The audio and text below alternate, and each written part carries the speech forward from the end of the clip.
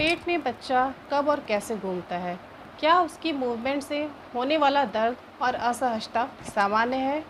तो आज आपकी इस समस्या का समाधान आपको इस वीडियो में ज़रूर मिल जाएगा। मैं आपको आज इस टॉपिक पे बताऊंगी कि गर्भस्थ शिशु किस महीने में घूमना शुरू करता है, उसका मूवमेंट किस महीने में शुरू होती है और उसके घूमने से माँ के पेट पर के किन हिस्सों पे असर पड़ता है और किन हिस्सों में दर्द महसूस होता है, कौन से हिस्से प्रभावित होते हैं और ऐसा होना क्या स्वाभाविक है या फिर किसी समस्या का संकेत है। अगर गर्भस्थ शिशु की मूवमेंट चौथे या पाँचवें महीने से नहीं शुरू हुई है तो आपको क्या करना है, या फिर कुछ लंबे समय तक अगर शिशु की मूवमेंट रुक गई है तो आपको किस समय पर क्या स्टेप लेना है, आज इस वीडियो में हम इस टॉपिक पे डिस्कस करेंगे। मैं शिवानी, आप सबका वेलकम है प्रेगनेंसी गाइड में। तो आज हम डिस्कशन शुरू करते हैं इस बारे में कि गर्भस्थ शिशु की मूवमेंट किस महीने में शुरू होती है। गर्भावस्था की दूसरी तिमाही यानी कि चौथे और पाँचवें महीने से शिशु की मूवमेंट, शिशु का घूमना पेट में स्टार्ट हो जाता है। ये डिपेंड करता है कि आपकी पहली प्रेगनेंसी या दूसरी प्रेगनेंसी है, उस हिसाब से थोड़ा जल्दी या लेट में हलचल का होना माँ को पता चलने लगता है।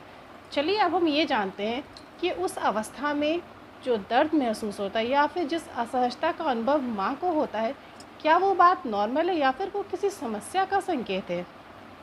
तो मैं आपको बता दूं, वो गर्भावस्था की एक नॉर्मल प्रक्रिया है और ये प्रक्रिया इस बात का संकेत है कि आपका शिशु बिल्कुल स्वस्थ है और उसका विकास आपके पेट में बहुत ही अच्छी तरह से हो रहा है।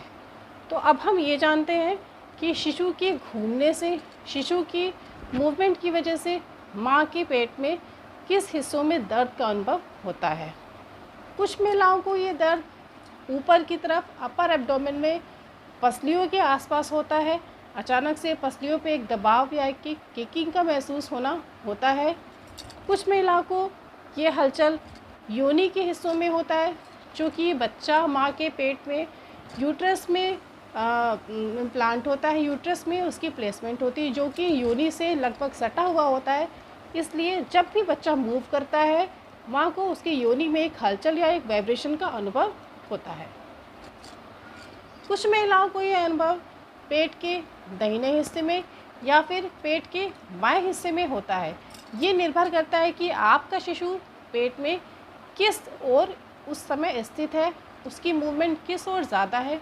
कभी कभी ऐसा भी होता है कि बच्चा किसी एक स्थान पर बहुत देर तक रुक जाता है या माँ को उस हिस्से में बहुत देर तक दर्द का महसूस होना या भारीपन महसूस होना लगता है। ऐसा इसलिए होता है क्योंकि बच्चा बहुत देर तक उस स्थान पर रुका रहता है। तो बेबी के एक स्थान पर देर तक रुके होने की वजह से माँ को उसके पेट में वो हिस्सा प्रभावित लगता है, वहाँ पर भारीपन लगता है या फिर वहाँ पर दर्द का अनुभव होता है।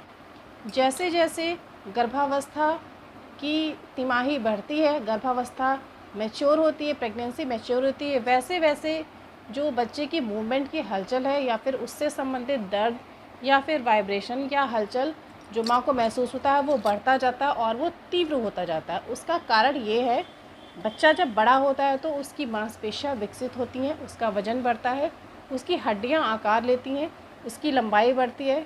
इसलिए जब बच्चा बड़ा होने लगता है पेट में तो वो थोड़ी सी भी एक्टिविटी करता है तो माँ को वो हलचल बहुत ज़्यादा महसूस होती है। पेट में बच्चे को एक्टिविटीज़ करने के लिए या फिर अपने हाथ पैर चलाने के लिए जगह बहुत कम होती है, इसलिए माँ को उसके पेट के सभी हिस्सों में लगभग हलचल महसूस होती रहती है और माँ को वो दर्द के रूप में या असहजता के रूप में प्रतीत होता है। आइए हम जानते हैं कि कुछ अलग अलग महिलाओं में ये सिम्टम या फिर यह अनुभूति अलग अलग होती है। कुछ महिलाओं को दर्द बहुत ही तीव्र महसूस होता है, कुछ महिलाओं को ये दर्द थोड़ी थोड़ी देर के लिए महसूस होता है और कुछ महिलाओं को ये दर्द लंबे समय तक महसूस होता है। ऐसा इसलिए होता है, जब बेबी छोटा रहता है तो वो हलचल कम महसूस होती है, वो बड़ा होने लगता है तो हलचल ज़्यादा महसूस होती है।